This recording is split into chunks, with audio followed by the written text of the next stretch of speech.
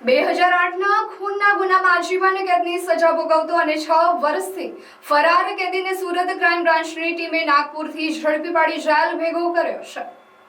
સુરત શહેર વિસ્તારમાં કોઈ અનિચ્છનીય બનાવ ન બને તે હેતુથી પેરોલ ફલો કે વર્ષગાળાની રજા ઉપર બહાર ગયા બાદ સમયસર હાજર ન થઈને નાસ્તા ફરતા ફરાર કેદીઓને ઝડપી પાડવા માટે ઉચ્ચ અધિકારીઓ દ્વારા ક્રાઇમ બ્રાન્ચની ટીમોને વિશેષ સૂચનાઓ આપવામાં આવી હતી।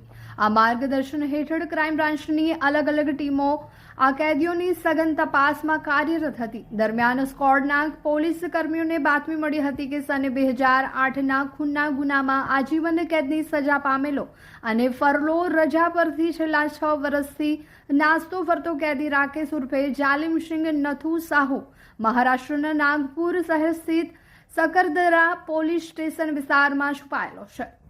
સુરત શહેર પાંડેસરા પોલીસ સ્ટેશનમાં સન 2008માં ભારતીય દંડ સંહિતાની કલમ 302, 352 અને 188 મુજબનો ગુનો નોંધાયો હતો। આ ગુનાની હકીકત મુજબ આરોપીએ પત્રકાર કોલોનીની મરાઠા નગરમાં શંકરદાદા નામના ઈસમ સાથે તકરાર કરી માથામાં તેમજ આખા શરીરે લાકડાના ફટકાઓ મારી નિર્દયતાપૂર્વક હત્યા કરી નાસી છૂટ્યો હતો।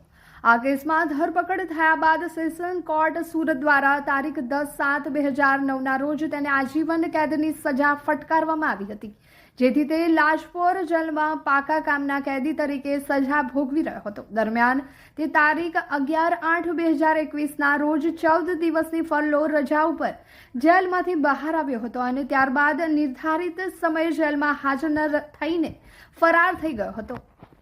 આજીવન કેદની સજા ભોગવતો ખૂંખાર કેદી ફરાર થઈ ગયો હોવાથી તેને ઝડપી પાડવો અત્યંત આવશ્યક હતો।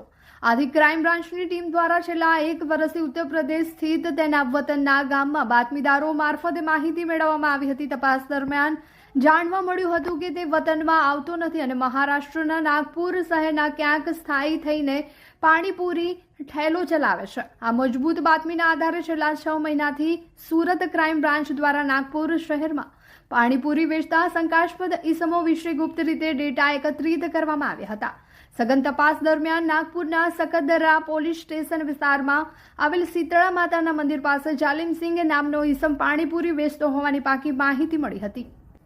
આ આધારે ક્રાઇમ બ્રાન્ચની ટીમ દ્વારા સ્થળ પર સતત 2 દિવસ સુધી વોચ ગોઠવવામાં આવી હતી। પોલીસને જોઈને આરોપીને શંકા જતા તે તુરંત જ પોતાની મોટરસાઇકલ લઈને હાઈવે રોડ તરફ નાસી છૂટ્યો હતો। ક્રાઇમ બ્રાન્ચની ટીમે પણ તાત્કાલિક મોટરસાઇકલ પર જીવના જોખમે આશરે 35 થી 40 કિલોમીટર સુધી ફિલ્મી ઢબે પીછો કરીને આખરે રાકેશ ઉર્ફે જાલિમસિંહને ઝડપી પાડ્યો હતો। ઉલ્લેખનીય છે કે આરોપી ખૂબ જ માથાભારે સ્વભાવનો હતો અને નાની નાની બાબતોમાં લોકોને મારતો હોવાના કારણે તેનું નામ જાલિમસિંહ પડ્યું હતું।